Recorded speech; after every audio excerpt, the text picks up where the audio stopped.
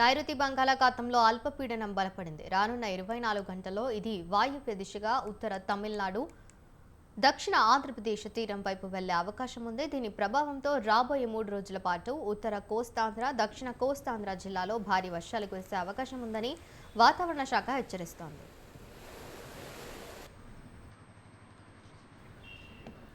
తీరం వెంబడి 30 నుంచి 35 కిలోమీటర్ల వేగంతో గాలులు వీచే అవకాశం ఉందంటున్న వాతావరణ శాఖ అధికారి శ్రీనివాస్తో మా ప్రతినిధి ప్రదీప్ ఫేస్ టు ఫేస్.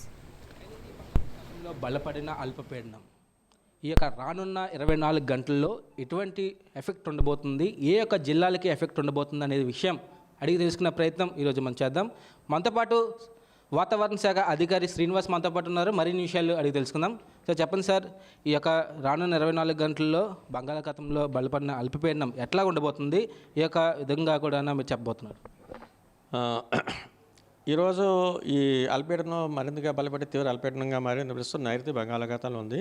అది క్రమేపీ నెక్స్ట్ 24 అవర్స్లో ఇది నియర్లీ నార్త్ వెస్ట్ డైరెక్షన్ అంటే వాయు దిశలో వెళ్తూ రేపటికి ఇది నార్త్ తమిళనాడు అండ్ దక్షిణ కోస్తా ఆంధ్రప్రదేశ్కి చేరువయ్యి తదుపరి 24 గంటల్లో ఇది ఈ డైరెక్షన్ నుంచి ఆల్మోస్ట్ ఈ డైరెక్షన్ నియర్లీ నార్త్ వర్డ్ డైరెక్షన్లో వెళ్ళే ఛాన్స్ అయితే ఉంది. ఇక్కడ చూస్తే ఇక్కడ మనం ఇది ఆల్మోస్ట్ ఇక్కడ ఈ ప్రాంతంలో ఉంది. ఇది నైరుతి, ఇది ఆల్మోస్ట్ ఈ డైరెక్షన్లో ఇలా వెళ్తూ ఇలాగంటే నార్త్ వెస్ట్ డైరెక్షన్లో వెళ్తూ ఇది నెక్స్ట్ రేపటికి likely to move in nearly north west direction వెళ్తూ అంటే ఈ Andhra Pradesh Coast along the Coast వెళ్ళే అవకాశం ఉంది.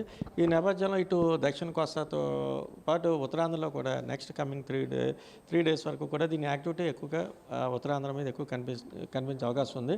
ముఖ్యంగా ఈ రోజు వరకు చూస్తే కొన్ని జిల్లాలకైతే ఇటు రాయలసీమలో ఉన్నటువంటి తిరుపతి జిల్లాతో పాటు దక్షిణ కోస్తాలో నెల్లూరు, ప్రకాశం, అలాగే ఉత్తరాంధ్రలో ఉన్నటువంటి కాకినాడ, విశాఖపట్నం, విజయనగరం, అనకాపల్లి ఈ జిల్లాలకైతే మనం భారీ వర్షం సూచనిస్తున్నాం.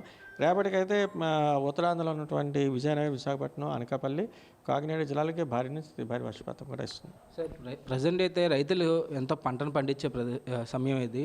రైతులకు ఎటువంటి సూచనలు ఇచ్చారు, ఎట్లా ఉండబోతుంది అంటారు?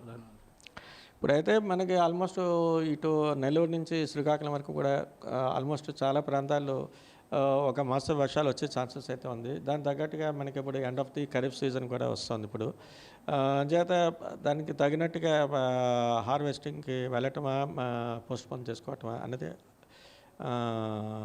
వ్యవసాయ అధికారులను అడిగి తెలుసుకుని చేసుకోవాల్సి ఉంటుంది. సార్, మత్స్యకారులకి ఎటువంటి సూచనలు ఇచ్చారు?